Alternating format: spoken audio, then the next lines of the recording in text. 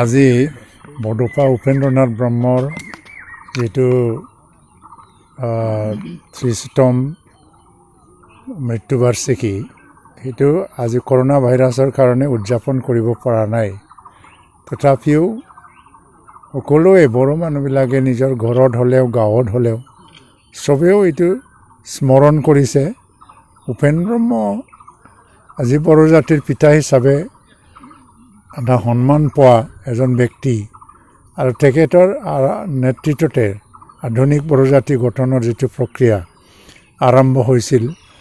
কাৰণ ইমান এটা বৃহৎ সংগ্ৰাম আগৰ যিমানবোৰ নেতা বহুত চিন্তা আদৰ্শ আমাক এৰি থৈ গৈছে যদিও সংগ্ৰাম কৰিব পৰা নাছিল। এটা বৃহৎ সংগ্ৰাম উপেন্দ্ৰ ব্ৰহ্মই 1987 চনৰ পৰা যিটো বড়োলেণ্ডৰ আন্দোলন কৰিছিলে, এই আন্দোলন অকল ৰাজনৈতিক দাবীক লৈ পেলাই কৰা আন্দোলন নাছিল। এটা সমাজ পৰিৱৰ্তন, ব্যৱস্থা পৰিৱৰ্তন, অৰ্থনৈতিক, সাংস্কৃতিক, ভাষা আৰু সকলো দিশক পৰিৱৰ্তনৰ কাৰণে কৰা এটা আন্দোলন আছিল।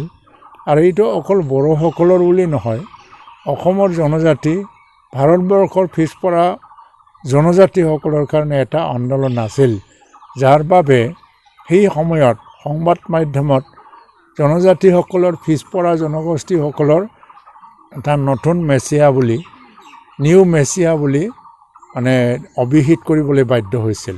তো আজি আমি যিটো অৱস্থাত আছোঁ, যিটো BTC পালোঁ, BSc পালোঁ আৰু এতিয়া BTR হৈ গ'ল, এই সকলোবোৰ সংগ্ৰাম তেখেতে প্ৰতিষ্ঠা কৰি যোৱা সংগ্ৰামৰ আধাৰতে হৈ অহা আৰু আজিও তেখেতৰ সপোন সম্পূৰ্ণ হোৱা নাই।